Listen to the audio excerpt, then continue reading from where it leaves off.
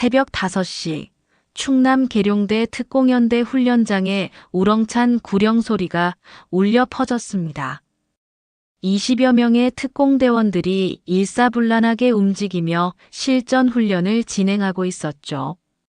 그 중심에는 키 165cm, 단단하게 결린 어깨와 예리한 눈빛을 가진 여성이 서 있었습니다. 이하연 중위. 30살의 나이에 특공연대 작전과장을 맡고 있는 그녀는 남성 위주의 조직에서 실력 하나만으로 인정받아온 군인이었습니다. 오늘도 그녀는 새벽 훈련을 지휘하며 부하들에게 완벽을 요구하고 있었죠. 3소대, 엎드려 뻗쳐 자세에서 전진. 하연이 확성기를 통해 명령했습니다. 속도는 10m당 30초 이내로 유지해. 부하들이 일제히 움직였습니다. 하지만 뒤쪽에서 몇몇 대원들의 투덜거리는 소리가 들려왔죠. 또 여자가 지랄이야. 맨날 이런 식으로 굴어서. 하연의 귀에 그 말이 들렸지만 그녀는 모른 척했습니다. 이미 익숙한 일이었거든요. 3년 전 특공연대에 배치받은 이후로 계속 들어온 말들이었으니까. 하지만 그때마다 그녀는 실력으로 대답해왔습니다. 훈련이 끝난 후 대대장실에서 소대장 회의가 열렸습니다. 하연은 유일한 여성 소대장으로서 항상 더 많은 시선을 받아야 했죠. 오늘도 마찬가지였습니다. 김태호 대대장이 회의를 시작했습니다. 다음 주에 실시할 폭파 훈련에 대해 논의하겠습니다. 이번에는 실제 폭약을 사용한 훈련이므로 각별히 주의해야 합니다. 하연이 손을 들며 말했습니다. 대대장님, 폭약 설치 구역과 대피 구역 사이의 안전거리가 규정보다 부족한 것 같습니다. 최소 50m는 더 확보해야 할 것 같은데요. 그러자 옆에 앉아있던 박성민 소대장이 비웃으며 말했습니다. 이중위, 그렇게 무서우면 뒤에서 구경이나 하지 그래. 여자가 이런 위험한 훈련에 끼어들 필요 있어. 하연의 눈빛이 차가워졌습니다. 소대장님, 안전수칙은 성별과 상관없이 지켜야 하는 기본 원칙입니다. 박성민이 코웃음을 쳤습니다. 원칙. 현장에서는 경험이 더 중요해. 네가 폭약을 다뤄본 게 몇 번이나 되는데. 하연이 침착하게 대답했습니다. 정확히 713번입니다. 그리고 안전사고 한 번 없이 모든 훈련을 완주했습니다. 회의실이 잠시 조용해졌습니다.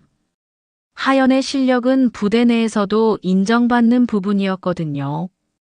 하지만 일부 간부들에게는 그것이 오히려 더 큰 자극이 되었습니다. 김태호 대대장이 어색한 분위기를 정리하며 말했습니다. 좋습니다.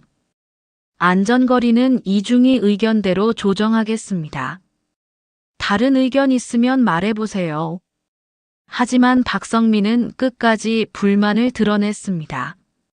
대대장님, 너무 과도한 안전조치는 훈련의 현실성을 떨어뜨립니다. 실전에서는 그런 여유가 없거든요. 하연이 다시 입을 열었습니다. 소대장님 말씀도 일리가 있습니다. 하지만 훈련에서 사고가 나면 실전도 없습니다. 그 말에 박성민의 얼굴이 붉어졌습니다. 야, 이하연. 네가 뭔데 나한테 그런 식으로 말해. 나이도 계급도 경력도 다 내가 위인데. 순간 회의실의 분위기가 얼어붙었습니다. 하연은 차분하게 대답했습니다. 죄송합니다. 제가 말을 잘못했습니다. 다만 안전 문제만큼은 타협할 수 없다는 뜻이었습니다. 김태호 대대장이 급하게 상황을 정리했습니다. 좋습니다. 안전거리는 규정대로 하겠습니다. 회의 마치겠습니다. 회의가 끝난 후 하연은 혼자 남아서 훈련 계획서를 다시 검토했습니다.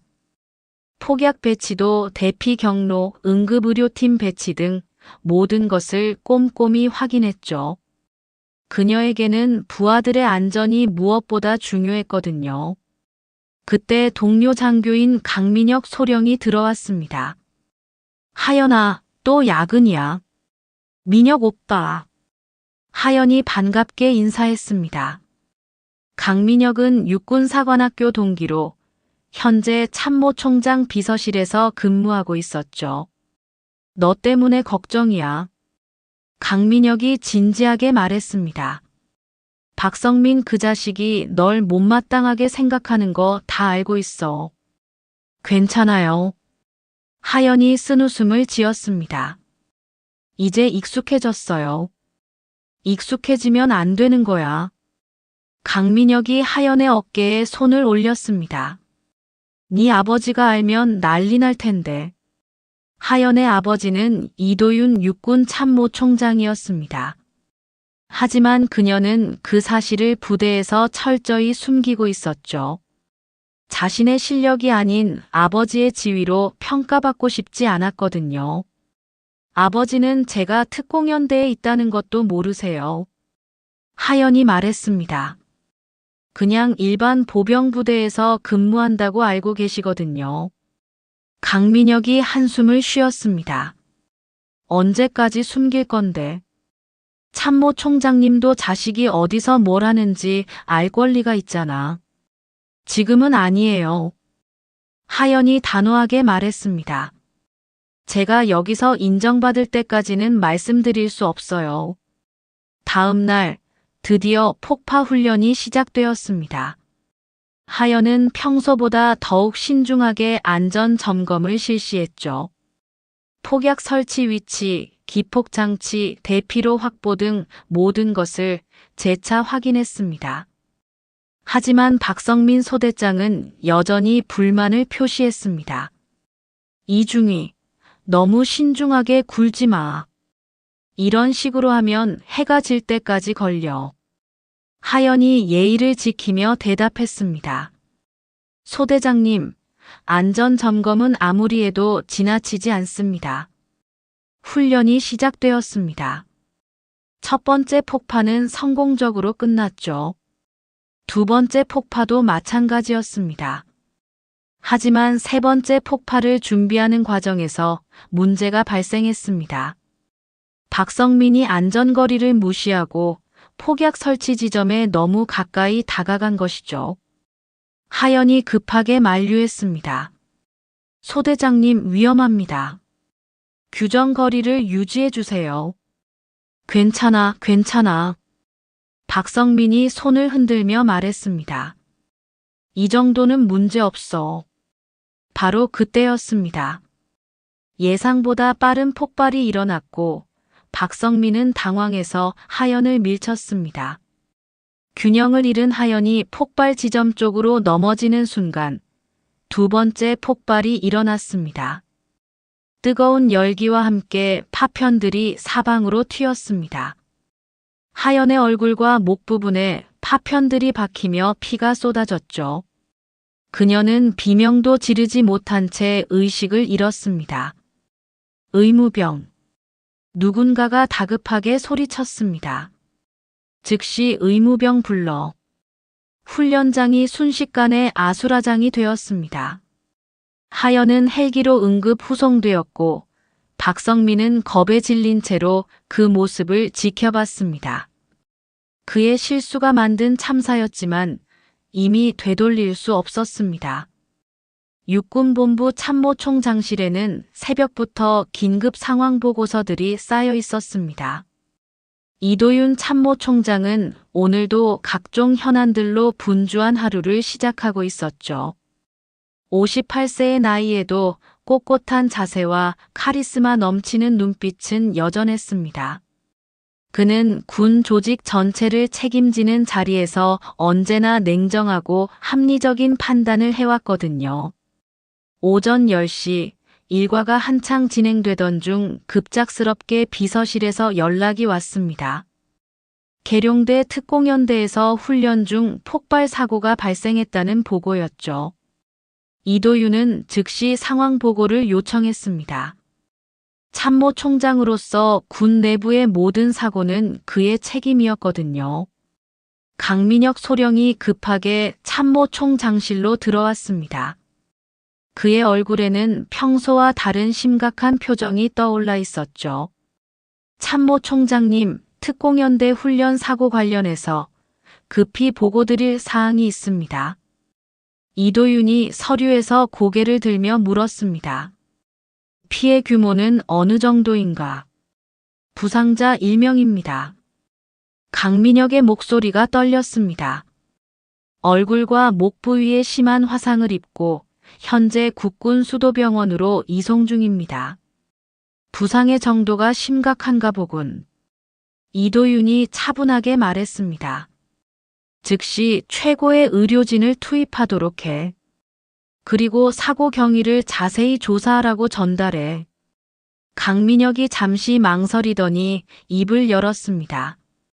참모 총장님, 부상자의 신원을 확인해야 할 것 같습니다. 당연히 확인해야지. 이도윤이 당연하다는 듯 말했습니다. 빨리 보고해. 강민혁이 한 번 더 깊게 숨을 쉬었습니다. 부상자는 이하연 중위입니다. 순간 이도윤의 손이 멈췄습니다. 펜을 쥔 손가락에 힘이 들어가며 살짝 떨리기 시작했죠. 그는 천천히 고개를 들어 강민혁을 바라봤습니다. 지금 뭐라고 했나?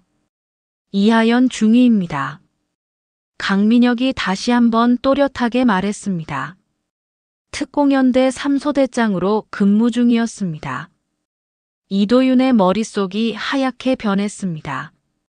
자신의 딸이 특공연대에서 근무하고 있다는 사실도 충격이었지만 그보다 더 큰 충격은 딸이 중상을 입었다는 소식이었거든요. 참모 총장으로서의 냉정함이 순식간에 무너져 내렸습니다. 하연이가 특공연대에 있었다고. 이도윤이 믿을 수 없다는 표정으로 중얼거렸습니다. 언제부터 거기 있었나? 3년 전부터입니다. 강민혁이 조심스럽게 대답했습니다. 저도 최근에야 알게 되었습니다. 이도윤이 자리에서 일어나며 외투를 집어들었습니다. 당장 병원으로 간다. 차를 준비해. 참모 총장님, 하지만 오늘 일정이. 강민혁이 말을 시작했지만 이도윤이 손으로 제지했습니다. 모든 일정 취소해. 지금 당장. 이도윤은 평생 군인으로 살아오면서 수많은 위기 상황을 겪어봤습니다. 하지만 이번만큼은 달랐죠. 참모 총장이 아닌 아버지로서의 마음이 앞섰거든요. 차 안에서 그는 계속해서 자신을 자책했습니다. 딸이 위험한 부대에서 근무하고 있다는 것도 모르고 있었다니. 병원에 도착한 이도윤은 응급실로 달려갔습니다. 수술실 앞에서 기다리는 동안 그의 마음은 천근만근이었죠. 평소 강인하던 그도 이때만큼은 어찌할 바를 몰랐습니다. 1시간 후 의사가 수술실에서 나왔습니다. 다행히 생명에는 지장이 없지만 얼굴과 목 부위에 상당한 화상을 입었습니다. 완전한 회복까지는 시간이 걸릴 것 같습니다. 이도윤이 간절한 마음으로 물었습니다. 흉터는 남지 않겠습니까? 의사가 난처한 표정을 지었습니다. 최선을 다하겠지만 완전히 없앨 수는 없을 것 같습니다. 그 말을 들은 순간 이도윤의 가슴이 무너져 내렸습니다. 30살의 젊은 여성에게 얼굴 흉터는 평생 따라다닐 상처였거든요. 무엇보다 딸이 그토록 자랑스러워하던 군인으로서의 모습에도 영향을 줄 수 있었습니다. 병실에 들어간 이도윤은 붕대에 감긴 딸의 모습을 보며 주먹을 꽉 쥐었습니다. 평생 강인하게 살아온 딸이 이렇게 무력한 모습으로 누워있는 것을 보니 가슴이 찢어질 것 같았죠. 하연이가 깨어났을 때 가장 먼저 본 것은 아버지의 걱정 어린 얼굴이었습니다. 그녀는 놀란 표정을 지으며 말하려 했지만 목소리가 나오지 않았죠. 괜찮다, 하연아. 이도윤이 딸의 손을 잡으며 말했습니다. 아빠가 여기 있으니까 걱정하지 마. 하연이 고개를 저었습니다. 자신 때문에 아버지가 걱정하는 것이 죄송했거든요. 무엇보다 자신이 특공연대에 있다는 사실이 들켜버린 것이 당황스러웠습니다. 이도윤은 딸을 보며 마음을 다잡았습니다. 이제 참모 총장으로서 해야 할 일이 있었거든요.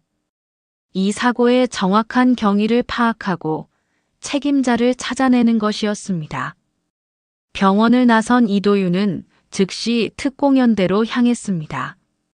현장을 직접 확인하고 관련자들을 만나봐야 했거든요. 차 안에서 그는 강민혁에게 지시했습니다. 이번 사고에 대한 모든 자료를 수집해 훈련 계획서부터 현장 상황까지 빠짐없이 다 가져와. 강민혁이 고개를 끄덕였습니다. 알겠습니다. 그런데 참모 총장님, 하연이와의 관계를 공개하시겠습니까? 아니다. 이도윤이 단호하게 말했습니다. 그건 하연이가 결정할 문제야. 다만 이번 사고만큼은 철저히 조사하겠다. 특공연대에 도착한 이도윤은 김태호 대대장과 면담을 가졌습니다. 대대장은 참모 총장의 갑작스러운 방문에 당황하며 상황을 설명했죠. 사고 경위가 어떻게 되는가? 이도윤이 날카롭게 물었습니다. 김태호가 준비해온 보고서를 읽기 시작했습니다. 폭파 훈련 중 예상치 못한 2차 폭발이 발생했고 그 과정에서 이하연 중위가 부상을 당했습니다. 예상치 못한 폭발이라. 이도윤이 의심스럽게 반복했습니다. 그런 일이 갑자기 일어날 수 있는 건가? 김태호가 당황하며 대답했습니다. 폭약의 특성상 간혹 그런 일이 발생할 수 있습니다. 하지만 이도윤은 납득하지 못했습니다. 수십 년간 군 생활을 해온 그의 경험으로는 이런 사고가 단순한 우발적 사건일 가능성이 낮았거든요. 분명 어딘가에 인위적인 요소가 있을 것이라고 확신했습니다. 현장 목격자들을 만나보겠다. 이도윤이 말했습니다. 김태호의 얼굴이 굳어졌습니다. 목격자들 대부분이 충격을 받아서 정확한 진술을 하기 어려운 상황입니다. 그럼에도 만나보겠다. 이도윤의 목소리에는 거부할 수 없는 권위가 담겨 있었습니다. 이도윤은 이날부터 본격적인 조사에 착수했습니다. 겉으로는 평상시와 다름없는 모습을 유지했지만 내심으로는 딸을 다치게 한 진짜 원인을 찾아내겠다는 결심으로 가득했죠. 참모 총장으로서의 공정함과 아버지로서의 분노가 복잡하게 얽힌 상황이었습니다. 이도윤 참모 총장은 딸의 사고 이후 겉으로는 평상시와 다름없는 모습을 유지했지만 내심으로는 철저한 조사를 진행하고 있었습니다. 그는 공식적인 경로가 아닌 비공식적인 방법으로 사건의 진상을 파헤치기 시작했죠. 참모 총장의 지위를 이용해 직접 나서면 오히려 진실이 은폐될 수 있다는 것을 잘 알고 있었거든요. 강민혁 소령이 참모 총장실로 들어와 두꺼운 파일을 책상 위에 올려놓았습니다. 하연이 사고와 관련된 모든 자료를 수집해온 것이었죠. 훈련 계획서, 안전 점검 기록, 현장 사진, 그리고 목격자 진술서까지 빠짐없이 정리되어 있었습니다. 이도윤이 파일을 꼼꼼히 살펴보기 시작했습니다. 먼저 훈련 계획서를 검토했는데 여기서 첫 번째 의문점을 발견했죠. 원래 계획서에는 안전거리가 80m로 명시되어 있었는데 실제 현장에서는 50m도 채 확보되지 않았다는 것이었습니다. 이게 뭔가? 이도윤이 강민혁을 바라보며 물었습니다. 현장 지휘관인 박성민 소대장이 임의로 거리를 단축했다고 합니다. 강민혁이 조심스럽게 대답했습니다. 훈련 시간 단축을 위해서라고 하는데요. 이도윤의 눈빛이 차가워졌습니다. 안전거리를 임의로 줄인다고. 그럼 하연이는 뭐라고 했나? 목격자들 진술에 따르면 이하연 중위가 여러 차례 안전거리 준수를 요구했다고 합니다. 하지만 박성민 소대장이 무시했다고 하네요. 이도윤이 주먹을 꽉 쥐었습니다.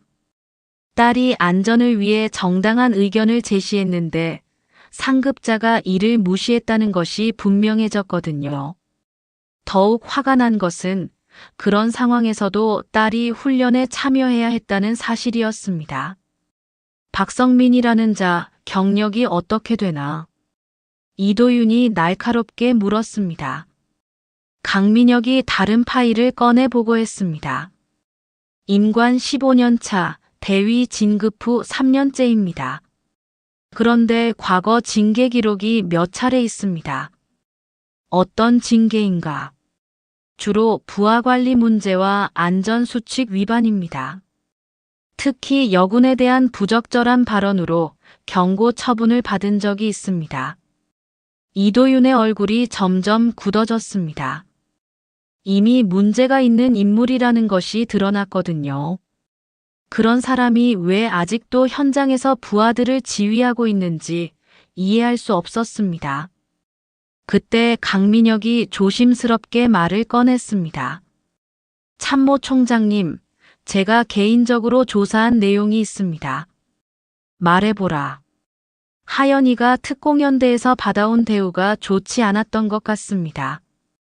강민혁의 목소리에 분노가 섞여 있었습니다. 여성이라는 이유로 각종 차별과 견제를 받아왔다고 합니다. 이도윤이 자리에서 일어났습니다. 그의 몸이 분노로 떨리고 있었죠. 자신의 딸이 3년 동안 그런 환경에서 견뎌왔다는 사실이 가슴을 찢어 놓았습니다. 구체적으로 어떤 일들이 있었나? 강민혁이 준비해온 자료를 펼쳤습니다. 훈련 배정에서의 차별, 승진 누락, 그리고 각종 모임에서의 배제 등이 체계적으로 이루어져 왔다고 합니다. 특히 박성민과 몇몇 간부들이 중심이 되어 하연이를 따돌려왔던 것 같습니다. 이도윤은 창밖을 바라보며 깊은 한숨을 쉬었습니다. 딸이 자신의 정체를 숨기고 그런 환경에서 버텨온 이유를 이제야 이해할 수 있었거든요. 아버지의 지위로 보호받기보다는 자신의 실력으로 인정받고 싶었던 것이었습니다. 하연이는 지금 상태가 어떤가? 이도윤이 물었습니다. 의식은 돌아왔지만 아직 말하기 어려운 상태입니다. 의사 말로는 며칠 더 안정을 취해야 한다고 합니다. 이도윤이 결심한 듯 말했습니다. 비공식 조사팀을 구성하겠다. 이번 사건의 진상을 철저히 밝혀내야 한다. 참모 총장님, 하지만 하연이와의 관계가 알려지면 그건 내가 감수할 문제다. 이도윤이 단호하게 말했습니다.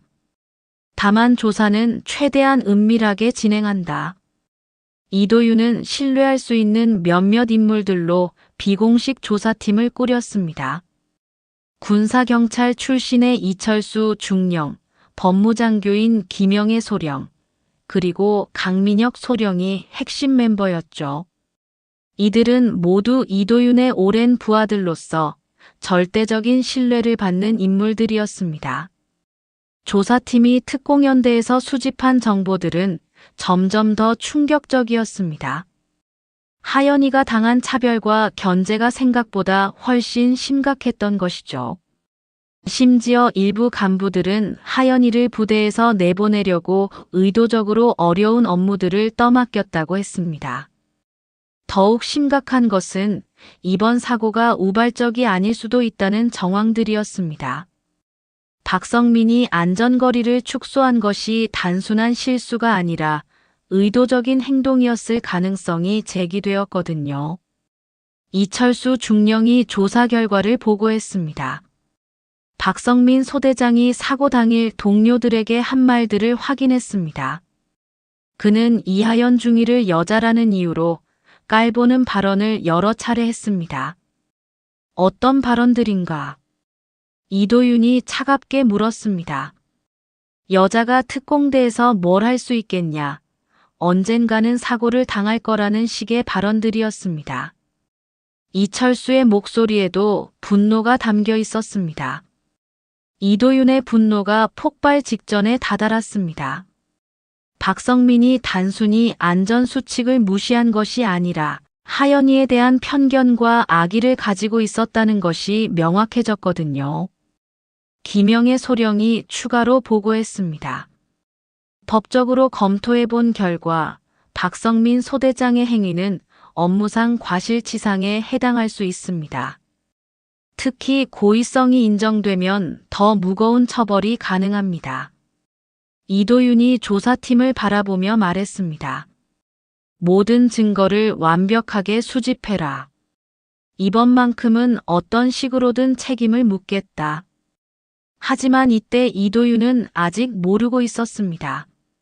하연이가 병원에서 깨어나 자신에게 어떤 말을 할지, 그리고 그 말이 자신의 계획을 완전히 바꿔놓을 것이라는 사실을 말이죠. 딸의 의지와 아버지의 분노가 곧 충돌하게 될 상황이었습니다. 국군 수도병원 특실에서 하연이가 천천히 눈을 떴습니다. 사흘간의 깊은 잠에서 깨어난 그녀의 첫 번째 감각은 얼굴을 감싼 붕대의 무게감이었죠. 오른쪽 뺨과 목 부분이 화끈거렸지만 그보다 더 큰 고통은 마음속에서 올라오는 분노였습니다. 이도윤이 병실 의자에서 졸고 있다가 딸이 깨어나는 소리에 벌떡 일어났습니다. 3일 동안 병원을 떠나지 않고 지키고 있던 그의 얼굴에는 수척함이 역력했죠. 참모 총장이라는 막중한 책임을 뒤로하고 오직 아버지로서만 존재했던 시간이었습니다. 하연아, 깨어났구나. 이도윤이 딸의 손을 잡으며 안도의 한숨을 쉬었습니다. 하연이 입을 열려 했지만 목소리가 제대로 나오지 않았습니다. 목 부분의 화상으로 인해 성대에도 영향이 있었던 것이죠. 간신히 나온 목소리는 쉰 소리에 가까웠습니다. 아빠, 왜 여기 있어요? 내 딸이 다쳤는데 어디 있겠니? 이도윤의 목소리에 울컥함이 묻어났습니다. 괜찮다, 이제 다 괜찮아질 거야. 하연이 고개를 저었습니다. 거울을 가져다 달라는 손짓을 했지만 이도윤이 말렸죠. 아직 붓기가 가시지 않았으니 나중에 보는 게 좋겠다고 했습니다. 하지만 하연이는 이미 자신의 상태를 어느 정도 짐작하고 있었습니다. 특공연대 사람들은 뭐라고 해요? 하연이 간신히 물었습니다. 이도윤의 얼굴이 굳어졌습니다. 그는 지난 3일간 조사한 내용들을 딸에게 말해야 할지 고민했죠. 박성민의 고의적인 안전수칙 위반, 하연이에 대한 조직적인 차별과 견제, 그리고 여성 군인에 대한 뿌리 깊은 편견들까지. 모든 것이 딸을 분노하게 만들 내용들이었습니다. 그건 중요하지 않다. 이도윤이 말했습니다. 지금은 내가 회복하는 게 먼저야. 중요해요. 하연이 목소리에 힘을 주며 말했습니다. 제가 뭘 잘못했는지 알아야죠. 잘못한 건 너가 아니야. 이도윤이 단호하게 말했습니다. 박성민이라는 놈이 안전수칙을 무시해서 생긴 일이다. 하연이의 눈빛이 번뜩였습니다. 그녀는 사고 당시의 상황을 선명하게 기억하고 있었거든요. 박성민이 자신의 경고를 무시하고 위험 지역에 접근했던 것, 그리고 폭발 순간 자신을 밀쳤던 것까지 모든 게 생생했습니다. 아빠가 조사하신 거군요. 하연이 쓴웃음을 지었습니다. 참모 총장님께서 직접. 이도윤이 당황했습니다. 딸이 자신의 조사를 눈치챈 것이죠. 하연이는 아버지를 너무 잘 알고 있었습니다. 이런 일이 생기면 절대 가만히 있지 않을 성격이라는 것을 말이에요. 하연아, 내가 참모 총장이기 전에 내 아버지야. 이도윤이 진심 어린 목소리로 말했습니다. 그렇기 때문에 더 안 돼요. 하연이 고개를 저었습니다. 아빠가 나서시는 순간 모든 게 달라져요. 뭐가 달라진다는 거냐? 제가 지금까지 쌓아온 모든 것들이 의미 없어져요. 하연이의 목소리에 절망이 섞였습니다. 사람들은 제가 실력으로 인정받은 게 아니라 아빠 덕분이라고 생각할 거예요. 이도윤이 딸의 말을 듣고 가슴이 찢어질 것 같았습니다. 하연이가 왜 그토록 자신의 정체를 숨기려 했는지 이제야 완전히 이해할 수 있었거든요. 군인으로서의 자존심과 독립성을 지키려는 딸의 의지가 얼마나 강한지 깨달았습니다. 그렇다고 이대로 넘어갈 수는 없다. 이도윤이 억지로 참고 있던 분노가 터져 나왔습니다. 내가 당한 일은 명백한 차별이고 폭력이야. 저도 알아요. 하연이 눈에 눈물이 고였습니다.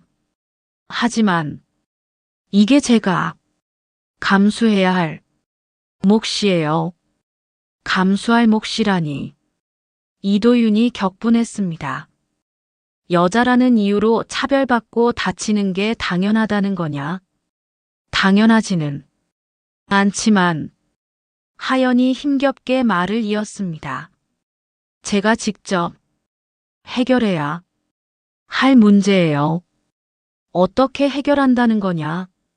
너는 지금 병상에 누워있고 그놈들은 멀쩡하게 돌아다니고 있어. 하연이 침대에서 일어나려고 했습니다. 아직 몸이 완전히 회복되지 않았지만 의지만은 굳건했죠. 이도윤이 급하게 딸을 말렸지만 하연이는 고집을 부렸습니다. 제가 다시 돌아가서 보여줄 거예요. 하연이 단호하게 말했습니다. 저는 이 정도로 무너지지 않는다고. 이도윤이 딸의 의지를 보며 복잡한 심정이 들었습니다. 한편으로는 자랑스러웠지만 다른 한편으로는 안타까웠죠. 딸이 혼자서 모든 것을 감당하려는 모습이 안쓰러웠습니다.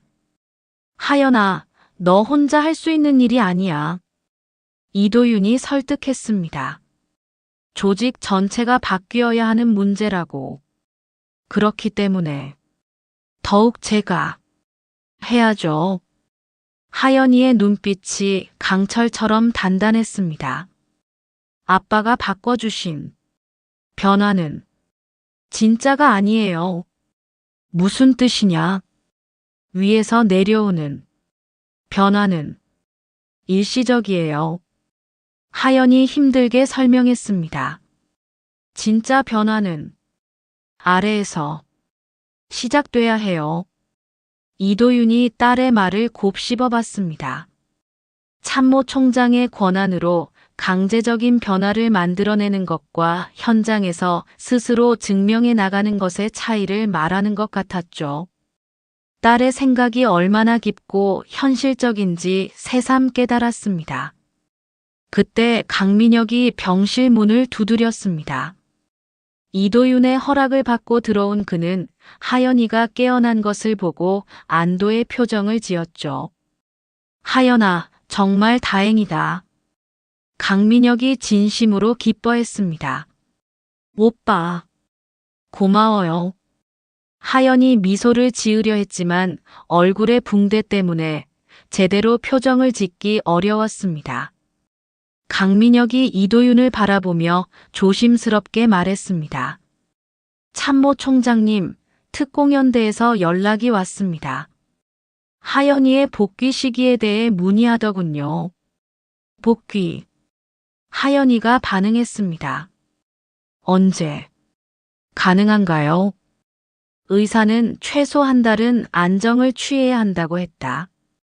이도윤이 단호하게 말했습니다. 한 달은 너무 길어요. 하연이 고개를 저었습니다. 2주면 충분해요. 이도윤과 강민혁이 동시에 놀란 표정을 지었습니다. 아직 제대로 말도 못하는 상태에서 2주 만에 복귀하겠다는 것은 무모한 일이었거든요. 하지만 하연이의 의지는 확고했습니다. 더 이상 병상에 누워있을 수 없다는 듯이 말이에요. 2주 후 하연이는 의사들의 만류에도 불구하고 특공연대로 복귀했습니다. 얼굴 오른쪽에 남은 붉은 흉터와 목소리의 변화는 그녀가 겪은 시련을 말해주고 있었죠. 하지만 그녀의 눈빛은 사고 이전보다 더욱 날카롭고 단단해져 있었습니다. 부대 복귀 첫날 하연이가 사무실에 들어서자 모든 시선이 그녀에게 집중되었습니다. 동료들은 그녀의 변한 모습을 보며 당황스러워했죠. 특히 얼굴의 흉터는 생각보다 뚜렷해서 보는 이들을 움찔하게 만들었습니다. 김태호 대대장이 하연이를 사무실로 불렀습니다. 그의 얼굴에는 미안함과 동시에 어색함이 섞여 있었죠. 지난 2주 동안 참모 총장의 압박을 받으며 사건 처리에 골머리를 앓았던 그였습니다. 이중이 복귀를 서두르지 않아도 됐는데 김태호가 조심스럽게 말했습니다. 괜찮습니다. 하연이 담담하게 대답했습니다. 목소리는 여전히 쉬어 있었지만 의지만큼은 확고했죠. 그런데 앞으로 업무 배정을 어떻게 할지 고민이 되는군. 김태호가 난처한 표정을 지었습니다. 얼굴 상처도 아직 완전히 낫지 않았고 기존 업무 그대로 하겠습니다. 하연이 단호하게 말했습니다. 특별한 배려는 필요 없어요. 김태호가 당황했습니다. 사실 그는 하연이를 후방 업무로 전환시키려고 했거든요. 참모 총장의 딸이라는 사실을 알게 된 이후로는 더욱 조심스러워했죠. 자칫 잘못하면 자신의 군 생활이 끝날 수도 있었습니다. 하지만 이중이 현실적으로 생각해봐야 김태호가 말을 흐렸습니다. 현실적으로 생각해서 더욱 그래야 합니다. 하연이 김태호를 똑바로 바라봤습니다. 제가 뒤로 물러서는 순간 다른 여군들도 똑같은 처지가 될 거예요. 김태호는 하연이의 의지에 압도당했습니다. 그녀의 눈빛에서 절대 굽히지 않겠다는 의지를 읽을 수 있었거든요. 결국 그는 하연이의 요구를 받아들일 수밖에 없었습니다. 한편 박성민 소대장은 하연이의 복귀 소식을 듣고 크게 당황하고 있었습니다. 지난 2주 동안 그는 참모 총장 측근들의 조사를 받으며 극도의 스트레스에 시달렸거든요. 자신의 과실이 드러날까봐 전전긍긍하던 상황이었습니다. 박성민이 동료 간부들과 대화를 나누고 있었습니다. 이하연이 돌아온다니 이제 어떻게 되는 거야? 글쎄, 참모 총장 딸이라는 게 알려진 마당에 함부로 할 수도 없고 다른 간부가 난처하게 말했습니다. 그게 제일 문제야. 박성민이 짜증스럽게 말했습니다. 이제 우리가 눈치를 봐야 하는 처지가 됐잖아. 사실 박성민은 하연이에 대한 적개심이 더욱 커져 있었습니다. 자신의 실수가 이렇게 큰 문제로 불거진 것도 하연이 때문이라고 생각했거든요. 만약 하연이가 조용히 넘어갔다면 이런 일은 없었을 것이라고 확신했습니다. 하연이가 첫 훈련에 참가한 날이었습니다. 모든 대원들이 그녀를 주목하고 있었죠. 얼굴에 흉터가 선명하게 드러나 있었지만 하연이는 개의치 않는 듯 당당하게 훈련복을 입고 나타났습니다. 오늘은 기본 체력 훈련부터 시작하겠습니다. 하연이가 확성기를 들고 말했습니다.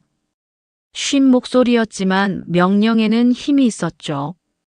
훈련이 시작되자 하연이는 누구보다 열심히 참여했습니다. 얼굴의 상처 때문에 균형 감각이 예전만 못했지만 그녀는 의지력으로 모든 것을 극복해 나갔죠. 부하들도 그런 그녀의 모습을 보며 점차 감동받기 시작했습니다. 하지만 박성민은 여전히 하연이를 못마땅하게 바라봤습니다. 훈련 중간에 그가 하연이에게 다가와 말했죠. 이중희, 무리하지 말고 쉬는 게 어때? 얼굴도 아직 다 안 나은 것 같은데. 괜찮습니다. 하연이 단답으로 대답했습니다. 그런데 목소리가 많이 변했네. 박성민이 일부러 큰 소리로 말했습니다. 다른 대원들이 들으라는 듯이 말이에요. 하연이는 박성민의 의도를 알고 있었지만 반응하지 않았습니다. 대신 더욱 열심히 훈련에 임했죠. 그녀의 모습을 보던 부하들 중 일부가 박성민을 못마땅하게 바라보기 시작했습니다. 훈련이 끝난 후 하연이는 혼자 남아서 추가 훈련을 했습니다. 사고로 인해 떨어진 체력과 감각을 회복하기 위해서였죠. 땀에 젖은 얼굴에 흉터가 더욱 선명하게 드러났지만 그녀는 포기하지 않았습니다. 그때 한 명의 부하가 다가왔습니다. 이등병 정수민이었죠. 그는 하연이의 훈련 모습을 보며 감동받았던 터였습니다. 중위님, 정말 대단하세요. 정수민이 진심으로 말했습니다. 뭐가 대단해? 하연이가 쓴웃음을 지었습니다. 그냥 포기하지 않는 게요. 정수민이 조심스럽게 말했습니다. 저라면 아마 포기했을 것 같아요. 포기하는 게 더 쉽지. 하연이가 수건으로 얼굴을 닦으며 말했습니다. 하지만 그럼 아무것도 변하지 않아. 정수민이 하연이의 말을 곱씹어 봤습니다. 그는 하연이에게서 진짜 용기가 무엇인지 배우고 있었죠. 중위님. 정수민이 다시 입을 열었습니다. 저희들은 중위님을 믿어요. 하연이가 정수민을 바라봤습니다. 그의 진심 어린 말에 가슴이 뭉클해졌죠. 지난 3년간 받아온 차별과 견제 속에서도 자신을 믿어주는 사람들이 있다는 사실이 큰 힘이 되었습니다. 고마워. 하연이가 진심으로 말했습니다. 한편 이도윤 참모총장은 딸의 복귀 소식을 듣고 복잡한 심정이었습니다. 한편으로는 딸의 의지를 자랑스럽게 생각했지만 다른 한편으로는 걱정이 앞섰죠. 아직 상처도 다 낫지 않은 상태에서 그 험한 곳으로 돌아간 것이 안타까웠습니다. 강민혁이 보고했습니다. 하연이가 특별한 문제 없이 적응하고 있다고 합니다. 다행이군. 이도윤이 안도했습니다. 그런데 박성민 그 자식은 어떻게 행동하고 있나? 아직까지는 특별한 움직임이 없습니다. 하지만 계속 주시하고 있습니다. 이도윤은 여전히 분노가 가라앉지 않고 있었습니다. 딸을 다치게 한 장본인이 아무렇지 않게 같은 부대에서 근무하고 있다는 사실이 참을 수 없었거든요. 하지만 딸의 의지를 존중해서 섣불리 개입할 수는 없었습니다. 그저 지켜볼 수밖에 없는 상황이었지만 이도윤의 마음속에는 언젠가 반드시 정의를 실현하겠다는 다짐이 자리 잡고 있었습니다. 하연이가 복귀한 지 한 달이 지났습니다.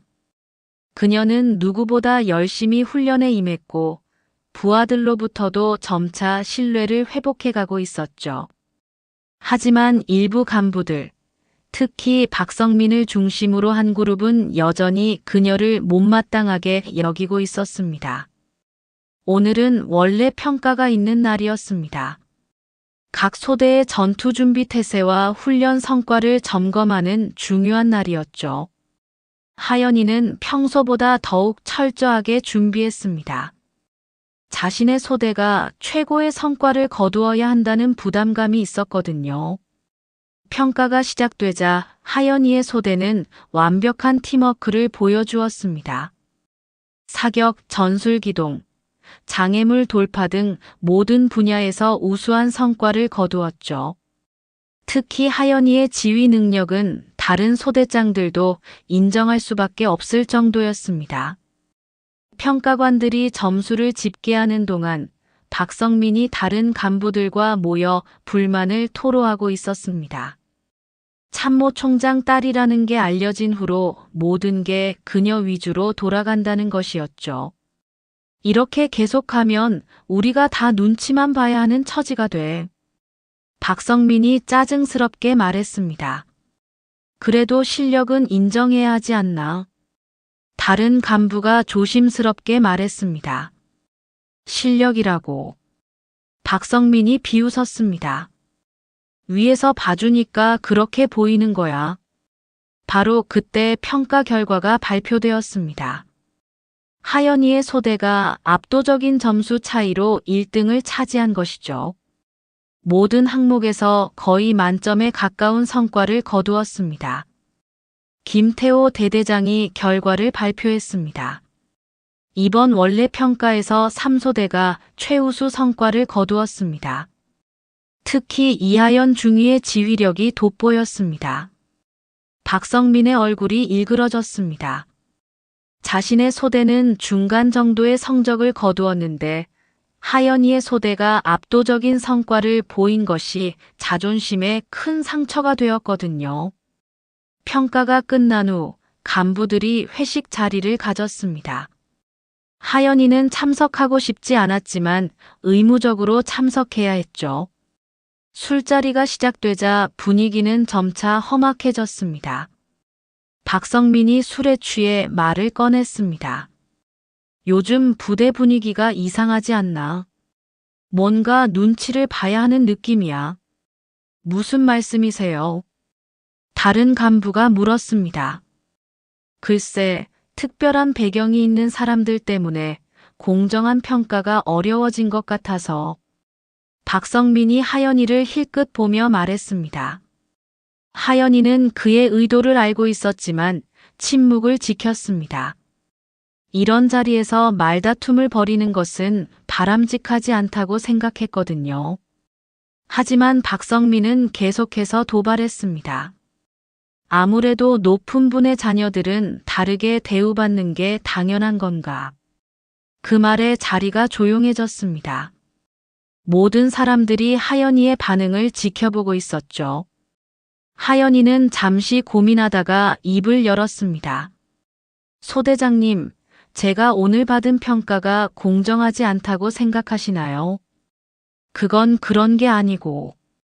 박성민이 당황했습니다. 그럼 무슨 말씀인지 정확히 해주세요. 하연이의 목소리는 차분했지만 단호했습니다. 박성민이 술기운에 목소리를 높였습니다. 솔직히 말하면 내가 참모 총장 딸이라는 게 알려진 후로 모든 게 달라졌어. 평가도 대우도 말이야. 하연이가 천천히 일어섰습니다. 그녀의 얼굴에는 분노보다는 실망이 더 크게 드러나 있었죠. 소대장님께서 생각하시는 공정함이 뭔지 궁금하네요. 하연이가 말했습니다. 제가 3년 동안 여기서 쌓아온 것들이 모두 배경 때문이라고 생각하시나요? 그건. 박성민이 말을 더듬었습니다. 저는 제 이름을 숨기고 여기 왔습니다. 하연이의 목소리에 감정이 실렸습니다. 특별 대우 받기 위해서가 아니라 오히려 그 반대였어요. 자리의 분위기가 더욱 무거워졌습니다. 다른 간부들도 하연이의 말에 고개를 끄덕이고 있었죠. 하지만 박성민은 끝까지 자신의 주장을 굽히지 않았습니다. 어쨌든 지금은 다르잖아. 우리가 모두 눈치를 봐야 하는 상황이라고. 눈치를 보신다고요? 하연이가 차갑게 웃었습니다. 그럼 지금까지는 눈치 안 보고 마음대로 하셨다는 말씀인가요? 그 말에 박성민의 얼굴이 붉어졌습니다. 자신의 과거 행동들이 문제가 있었다는 것을 인정하는 꼴이 되었거든요. 이하연, 말 조심해. 박성민이 화를 냈습니다. 말 조심은 소 대장님이 하세요. 하연이도 더 이상 참지 않았습니다. 제가 다친 날 무슨 일이 있었는지 다들 알고 계시잖아요. 자리가 완전히 얼어붙었습니다. 하연이가 사고 당일의 일을 직접 거론한 것이었죠.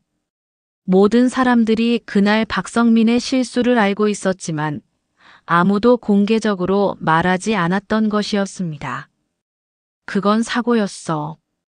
박성민이 급하게 변명했습니다.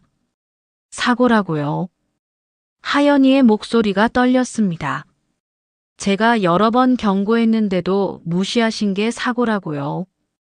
하연이가 자리에서 일어나며 마지막으로 말했습니다. 저는 더 이상 이런 자리에 있고 싶지 않네요. 그녀가 나가려는 순간 박성민이 뒤에서 소리쳤습니다. 참모 총장 딸이라고 우리를 무시하나. 하연이가 돌아서며 차갑게 대답했습니다. 저를 무시한 건 소 대장님이에요.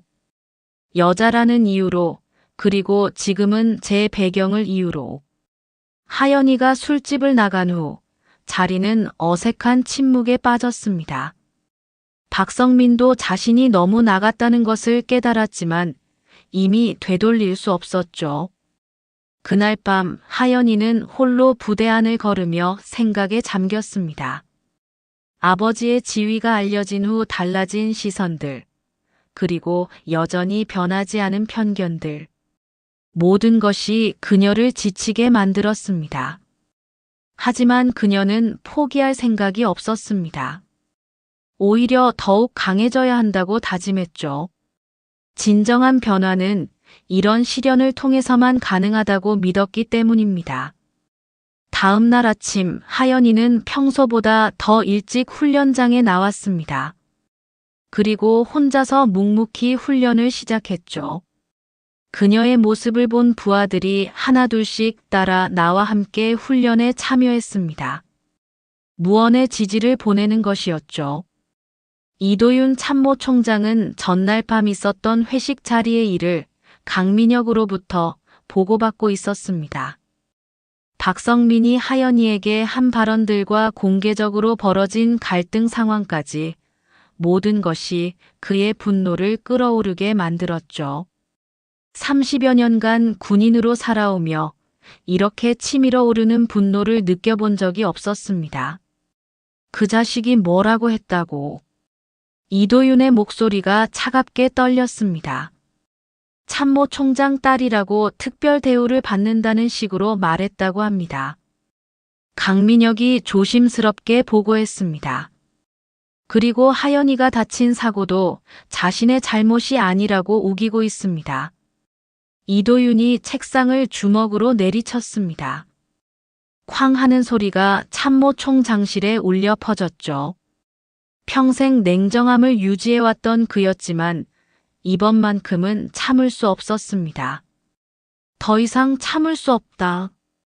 이도윤이 일어서며 말했습니다. 당장 특공연대로 간다. 참모 총장님 잠시만요. 강민혁이 급하게 말렸습니다. 하연이가 원하지 않는다고 하지 않았습니까? 하연이 원하는 게 중요한 게 아니야. 이도윤의 눈빛이 번뜩였습니다. 이건 군기 문제고 정의의 문제야.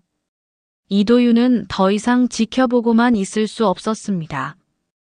딸이 혼자서 모든 것을 감당하려는 의지는 이해했지만 조직 차원에서 이런 부조리를 방치할 수는 없었거든요. 특히 박성민의 행동은 군인으로서 용납할 수 없는 수준이었습니다. 차를 준비해. 이도윤이 단호하게 명령했습니다. 참모 총장님, 그래도 계획을 세우고. 강민혁이 다시 한번 말렸지만 이도윤은 이미 결심을 굳혔습니다. 계획은 필요 없어. 지금 당장 가서 그 자식들 정신을 차리게 해주겠어. 1시간 후 이도윤의 차량이 특공연대에 도착했습니다. 참모 총장의 예고 없는 방문에 부대 전체가 긴장했죠. 김태호 대대장이 급하게 달려와 맞이했지만 이도윤의 표정을 본 순간 심상치 않다는 것을 직감했습니다. 참모 총장님, 갑작스러운 방문이시네요. 김태호가 당황하며 말했습니다. 갑작스럽긴 뭐가 갑작스러워. 이도윤이 차갑게 대답했습니다. 내 부대에 언제 와도 이상할 게 없잖나. 그렇습니다. 김태호가 식은땀을 흘렸습니다. 박성민은 어디 있나? 이도윤이 곧바로 본론을 꺼냈습니다. 지금 훈련장에 있을 것입니다. 김태호가 대답했습니다. 당장 불러와. 이도윤의 목소리에는 거부할 수 없는 권위가 담겨 있었습니다. 잠시 후 박성민이 급하게 달려왔습니다. 그의 얼굴에는 불안감이 역력했죠. 참모 총장이 자신을 직접 부른다는 것은 좋지 않은 일이라는 것을 본능적으로 알고 있었거든요. 박성민 대위 맞나? 이도윤이 날카롭게 물었습니다. 그렇습니다. 박성민이 격려하며 대답했습니다. 어제 회식 자리에서 뭔 말을 했나? 이도윤이 단도직입적으로 물었습니다. 박성민의 얼굴이 하얗게 질렸습니다. 어제 일이 벌써 참모 총장 귀에까지 들어간 것이었죠. 그는 급하게 변명을 늘어놓기 시작했습니다. 그건 술 마시고 실수로 한 말이었습니다. 실수로. 이도윤이 비웃었습니다. 내 딸을 특별 대우 받는다고 한 게 실수라고. 박성민이 더욱 당황했습니다. 참모 총장이 하연이와의 관계를 공개적으로 인정한 것이었거든요. 이제 더 이상 숨길 필요가 없다는 뜻이었습니다. 죄송합니다. 박성민이 떨리는 목소리로 사과했습니다. 사과는 나한테 할 게 아니야. 이도윤이 한 걸음 더 다가서며 말했습니다. 내 딸한테 해야 할 거 아냐. 주변에 있던 간부들이 모두 긴장했습니다. 참모 총장의 분노가 폭발 직전이라는 것을 느낄 수 있었거든요. 특히 김태호 대대장은 자신의 지휘 책임을 어떻게 져야 할지 걱정되기 시작했습니다. 그때 하연이가 훈련을 마치고 돌아왔습니다. 아버지가 부대에 와 있다는 소식을 듣고 급하게 뛰어온 것이죠. 그녀의 얼굴에는 당황과 걱정이 섞여 있었습니다. 아빠, 왜 여기 오셨어요? 하연이가 다급하게 물었습니다. 와서는 안 될 이유가 있나? 이도윤이 딸을 바라보며 말했습니다. 내 딸이 당하고 있는 일을 그냥 지켜볼 수는 없으니까. 하연이가 박성민을 바라봤습니다. 그의 창백한 얼굴을 보니 무슨 일이 벌어지고 있는지 대충 짐작할 수 있었죠. 아빠, 이러지 말아요. 하연이가 아버지의 팔을 잡았습니다. 제가 처리할 수 있는 일이에요. 처리할 수 있는 일이라고. 이도윤의 목소리가 높아졌습니다. 3년 동안 당해온 게 처리할 수 있는 일이야. 주변 사람들이 모두 숨을 죽이고 지켜봤습니다. 참모 총장과 그의 딸 사이의 대화였지만 동시에 군 조직 전체의 문제를 다루는 중요한 순간이었거든요. 이도윤이 박성민을 다시 바라보며 말했습니다. 너 같은 자식이 있는 한 이 조직은 절대 발전할 수 없어. 참모 총장님. 박성민이 간신히 말을 꺼냈습니다. 말하지 마. 이도윤이 손으로 제지했습니다. 내가 할 말은 사과밖에 없어. 박성민이 하연이를 바라보며 고개를 숙였습니다. 죄송합니다. 이하연 중위. 하지만 이도윤은 그것만으로는 만족하지 않았습니다. 사과로 끝날 문제가 아니었거든요. 조직 전체가 변해야 하는 문제였습니다. 김태호 대대장. 이도윤이 엄한 목소리로 불렀습니다. 예, 참모 총장님. 김태호가 바싹 긴장하며 대답했습니다. 이 부대 기강이 이게 뭐야? 이도윤이 호통을 쳤습니다. 여군에 대한 차별과 편견이 이렇게 만연한데도 모르고 있었어. 죄송합니다. 김태호가 고개를 숙였습니다. 죄송하다고 해결될 문제가 아니야. 이도윤의 분노가 절정에 달했습니다. 당장 이 부대 전체를 재정비하겠어. 하연이가 아버지를 말리려 했지만 이미 늦었습니다. 이도윤의 분노는 더 이상 막을 수 없는 지경에 이르렀거든요. 그는 오늘 이 자리에서 모든 것을 정리하겠다는 결심을 굳혔습니다. 내일부터 특별 감찰을 실시한다. 이도윤이 선언했습니다. 이 부대의 모든 관행과 문화를 뜯어고치겠어. 특별 감찰이 시작된 지 일주일이 지났습니다. 이도윤 참모총장의 분노는 특공연대 전체를 뒤흔들어 놓았죠. 감찰팀이 부대에 상주하며 모든 관행과 문화를 재검토하고 있었습니다. 여군에 대한 차별 사례들, 부적절한 지휘 관행들, 그리고 안전수칙 위반 사례들이 줄줄이 드러나고 있었죠. 박성민을 비롯한 몇몇 간부들은 이미 징계 절차에 들어갔습니다. 하연이의 사고와 관련된 책임 추궁은 물론 그동안 쌓여온 각종 문제들까지 모두 수면 위로 떠올랐거든요. 부대 전체가 긴장 상태에 빠져 있었습니다. 하연이는 이런 상황을 지켜보며 복잡한 심정이었습니다. 한편으로는 오랫동안 참아왔던 부조리들이 해결되고 있다는 안도감이 있었지만 다른 한편으로는 이것이 과연 옳은 방법인지 의문이 들었죠. 위에서 내려오는 변화가 진정한 변화일 수 있을까 하는 생각이 들었거든요. 강민혁이 하연이를 찾아왔습니다. 오랜만에 만난 두 사람은 부대 근처 카페에서 조용히 대화를 나눴죠. 많이 힘들지. 강민혁이 걱정 어린 표정으로 말했습니다. 생각보다 복잡해요. 하연이가 쓴웃음을 지었습니다. 이렇게 되는 걸 원했던 건 아닌데. 참모 총장님도 고민이 많으셔. 강민혁이 말했습니다. 딸을 지키고 싶은 아버지 마음과 공정한 조직을 만들어야 하는 지휘관 마음 사이에서 갈등하고 계셔.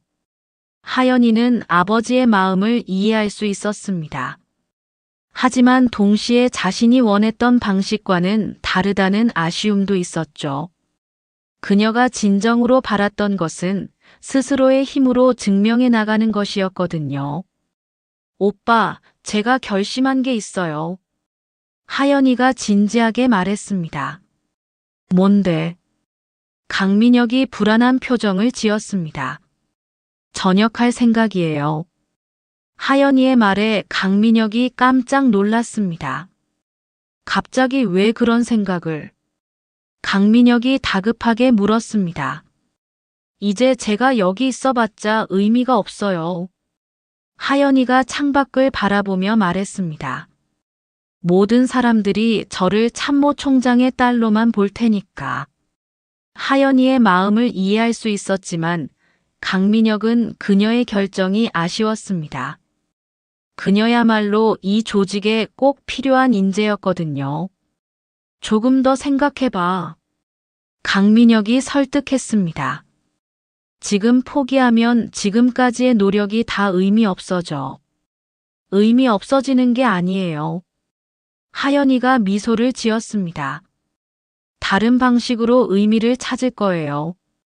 그날 저녁 하연이는 아버지를 만나기 위해 참모 총장 관사를 찾았습니다. 오랜만에 마주 앉은 부녀는 서로 할 말이 많았지만 쉽게 입을 열지 못했죠. 아빠 고생 많으세요.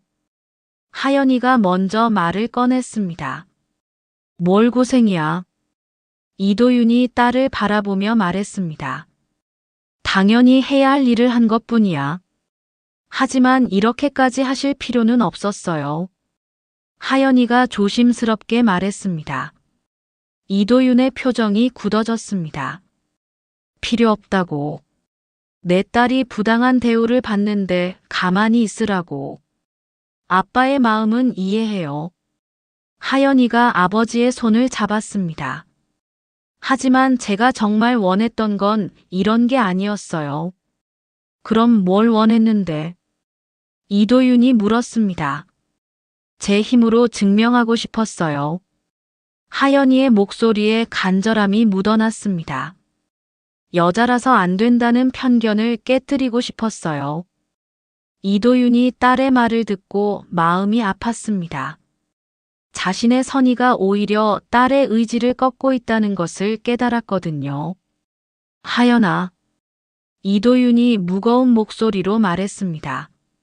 내가 너무 성급했나? 성급한 게 아니라 방향이 달랐어요. 하연이가 설명했습니다.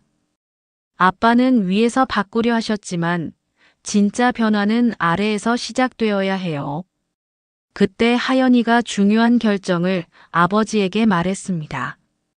아빠, 저 전역하려고 해요. 이도윤이 충격받은 표정을 지었습니다. 전역이라니 갑자기 왜? 이제 제가 여기서 할 수 있는 일은 다 했어요. 하연이가 담담하게 말했습니다. 앞으로는 다른 방식으로 싸우고 싶어요. 다른 방식이라니. 이도윤이 물었습니다. 하연이가 자신의 계획을 설명했습니다. 국방정책연구소로 자리를 옮겨서 성별과 관계없는 훈련 시스템을 연구하고 싶다고 했죠. 현장에서 직접 변화를 만들어내는 것보다는 제도와 시스템을 바꾸는 일을 하고 싶다고 했습니다. 이도윤은 딸의 결정을 존중할 수밖에 없었습니다. 그녀의 의지가 얼마나 확고한지 알 수 있었거든요. 알겠다. 이도윤이 고개를 끄덕였습니다. 내가 선택한 길이라면 지지하겠어. 몇 달 후 하연이는 조용히 저녁식을 치렀습니다. 화려한 의식은 없었지만 부하들과 몇몇 동료들이 참석해서 그녀를 배웅했죠. 정수민을 비롯한 부하들은 눈물을 흘리며 아쉬워했습니다. 중위님, 정말 가시는 거예요? 정수민이 울먹이며 물었습니다. 가는 게 아니야. 하연이가 미소를 지었습니다. 다른 곳에서 계속 싸우는 거야. 하연이는 부대를 떠나면서 마지막으로 부대 정문을 돌아봤습니다. 그곳에는 새로운 현수막이 걸려 있었죠. 진정한 군인은 자신보다 약한 이를 보호하는 자다라는 문구였습니다. 국방정책연구소에서 하연이는 새로운 삶을 시작했습니다. 성별과 체력 차이를 고려한 과학적인 훈련 프로그램을 개발하는 일이었죠. 그녀의 연구는 군 내부뿐만 아니라 민간 영역까지 확대되어 많은 주목을 받았습니다. 이도윤 참모총장도 딸의 선택을 보며 많은 것을 배웠습니다. 진정한 변화는 권력으로 강제하는 것이 아니라 사람들의 마음을 바꾸는 것에서 시작된다는 것을 깨달았거든요.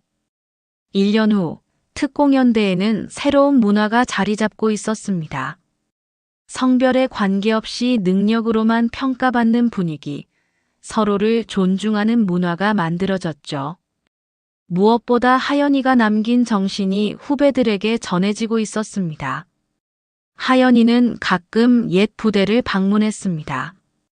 그때마다 후배들은 그녀를 강철의 그림자라고 불렀죠. 보이지 않는 곳에서 모든 것을 지켜주는 존재라는 의미였습니다. 어느 날 정수민이 하연이에게 편지를 보냈습니다. 중위님이 보여주신 진정한 용기를 배우고 있습니다. 중위님께서 걸어가신 길을 따라 저희도 걸어가겠습니다. 하연이는 편지를 읽으며 미소를 지었습니다. 자신이 꿈꿔왔던 변화가 조금씩 현실이 되고 있다는 것을 느꼈거든요. 붉은 깃발 아래에서 시작된 그녀의 이야기는 끝났지만 새로운 세대의 이야기는 이제 막 시작되고 있었습니다.